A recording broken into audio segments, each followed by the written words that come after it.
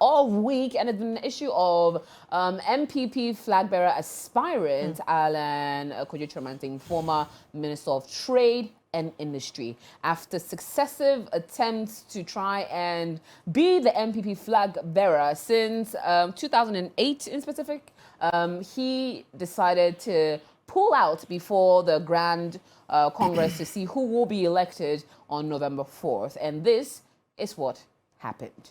Let's take a listen. He was able to maneuver his way to get to where he got to. But if Alan has stepped down now from the race, I think his intention is, unless he doesn't want to be leader of this country again, he should go and test his popularity. How? By standing as an independent candidate. He should go and stand as an independent candidate, Alan Kyerematen. I say he should do that to test his popularity, national popularity. He should stand as an independent candidate, and he will see. Through that, he will see. Well, yes, so that was a survey of the MPP party, one of the founding fathers, I would say, Dr. Nyaho Tamaklo, stating on fact that he thinks Alan should run as an independent candidate. Big question is this something that you think will fly? Yeah. Let's start with you, yeah. Okay. So when your producer sent me this topic and he said, is this a force to, reckon with? I laughed. Hey. Yes, I really did laugh. Why? Unapologetically, I will say this. I think Alan Kyerematen made the biggest mistake of his political career when he gave up for Akufo-Addo to run. Gang. Because for every politician, every candidate, there is a season where the people are open to hear you out. And he missed that window by giving Akufo-Addo the chance to run. But it was like, that was the mistake I'm talking about, because he assumed, and I'll be referring to my notes, he assumed that if Akufo-Addo runs as president, when it's my turn, the whole party will rally behind me and make me the flag bearer of the MPP. That's what he assumed. And that is the biggest mistake of his political career. And also, the core voters of Alan Kyerematen are older people. And in politics, everything is timing and optics. True. And the timing is when the people are willing to listen to your message. He missed that. The optics, the people want to see that you are relatable. Alan Kyerematen is so disconnected from the modern MPP party now, in my opinion. Secondly, let me refer to my notes again. Secondly, Alan doesn't have the numbers. Look, we have over let me make my point. You understand me? We have 9.3 million registered voters between the ages of 18 and 35. I stated earlier that Alan's core voters are the older people. When Alan came, he was handsome, fresh. Alan, cash for the people. People loved him. But now, the youth now, we don't relate to him. Yeah. You understand? We don't relate to him. Over 9.3 million. And when he was even the Minister of the Trade Industry, there is no flagship, project that we can boast that Alan did. And in my opinion, in politics, no news is bad news. You made small wins there. You should have made noise about it. Let us talk about you. Be in our eyes. You stayed 7 years with Akufo-Addo. You cannot disassociate yourself from him.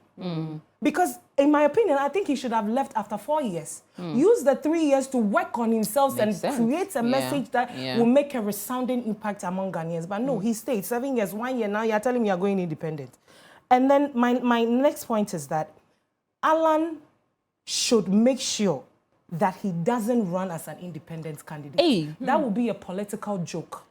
Yes, for 2024. But he doesn't stand. Let me make my Please point. go ahead. He doesn't stand a chance. Look, 2020 elections, we have over 320,000 rejected ballots. When you add all the independent candidates, like the LGCP, whoever, they didn't even make more than 200,000. You see. So if he goes as an independent candidate, and like I stated, his core voters are not the Ghanaian youth. And we are now coming to register the Gen Zs, they call them. They are now turning 18 and all of that. They don't relate to Alan Kyerematen. Yet. So if he goes, there's no yet. There's still a year before 2024. There's a year before 7th December 2024. Listen, he has just 1 year. But a lot can happen in a year. He can't make it, trust me. Because if you pick all these youth. They don't relate to him. You see, and as I say here now, I am still in the dark about why Alan Kyerematen pulled out. Because he gave up his only leverage at a shot at the presidency. Listen, this was just the primaries. We had over 971 people vote. You clocked third position. Why did you leave? Third, and you left. We are going to have the big one in November. We have over 2,000 and something voters that are going to vote. And if you do the maths, 971 by 2,000, you are going to get 0 point something. So it was not even a reason for you to leave.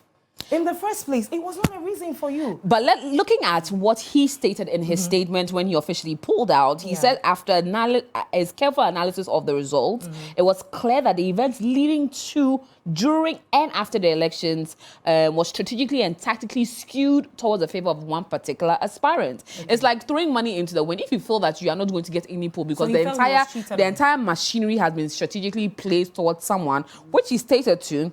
He said the level of intimidation and the various unleashed at the various polling centers, voting centers was unprecedented. His polling agents having suffered severe damage, which the pictures came out on that day to shows that it will be forever remain a dark spot in the history of the internal elections within the party, and it's appalling, unconscionable, and despicable. And the question he asks himself is, how did we get here as a party in the first place, and how far we're prepared to tread on this dangerous path to self-destruction? And he's not convinced on the circumstances and will not persist or even escalate into the next round. And that's why he honorably bowed out and withdrew to be a part of it. And he will do more in the next He knows how we got here as a political.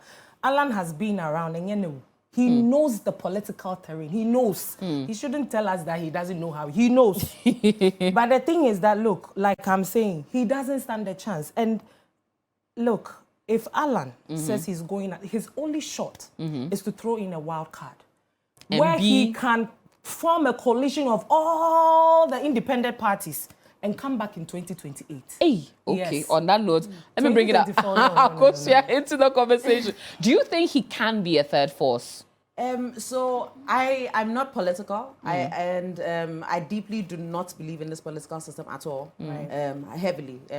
And what I'll say to all of this, and just as an observer from the outside, as a citizen observer from the outside, it's a very dirty game. It is. And for me, that is the blockage to who becomes leader of the country. And then if that is the blockage, that's why we decide who becomes the corrupt leader in the country and why people are Japan. This is actually the problem. If we actually want a democratic society, democracy, because we are in this party system, which is called democracy. Democracy has to start from the individual political parties.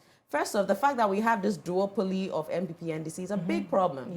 It's a huge ass problem, which is why they can do whatever they want, because they know if it's this, is this. They know that they can manipulate it. And they can be in collusion. And if you realize, by the time they're all done, their generations, they've stored wealth for their generations and generations and generations. Owning this, owning that, owning, like they're okay, no matter what. So for me, dirty, period.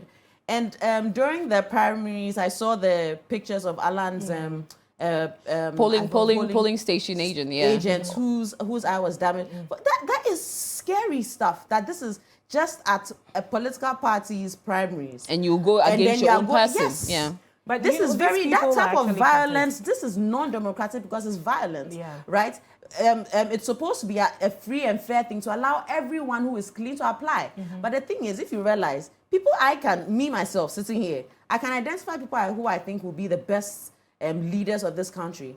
But because they will be the best, they will never engage in this very dirty game. So now what politics, what this democracy is the thing of the dirty people playing dirty games. The person who can play the most bravado game, the most vicious game, will come to the point. The leader of the mafia comes to the point, and they switch on to there. So for me, it's just seeing different leaders of mafias moving on and on. So it's scary for me, So if you ask me, a total overhaul of the system. To Period. be A revolution. And a revolution doesn't have to be bloody. We are in 2023. We have to be very creative about how this revolution has to be. But this is not it.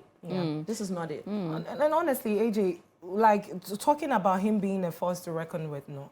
Listen, in politics, in my opinion, the systems and structures even before success. And to run these engines, you need, I call something the 3 M's, the money, media, and then what? Messaging. Alan at this point doesn't have the message. 1 year, what are you going to, listen, if I talk about digitization, who comes to mind? Bawumia. If I talk about one district, one factory, Ekufuado. So there is no message that he can really create at this time that Ghanaians can identify with and say, Oh, if there's you go, always a message. Then there's always There's a time. message But the that thing is is- not a lie. One district, one factory was a lie. All That's of what- it. that's I what want a I'm telling you. message. And I want hope. I want someone to come and say, We- yo, we are Ghanaians- done with this dirty we don't, shit. you see, We're the about thing to is start that something we nice. Ghanaians, we don't look, you see how you're thinking and Yeah. how I think. Most Ghanaians that really queue to vote, you know, they don't think like that. Or no, I should say And that's it. we don't look at policies, we Yeah. don't look at things that will change our lives. I hear that, You but, understand? that I think that's not the work of the citizens. That's the work of the leader.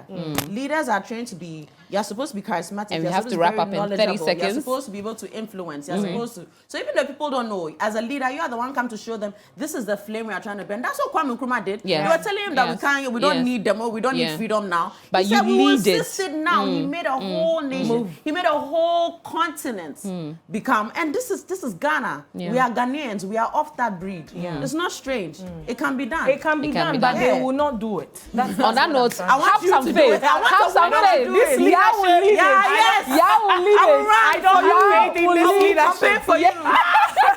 And Yah will lead that flame. Speaking of the Pan-African flame, on the 21st of September at the Kwame Nkrumah Memorial Park,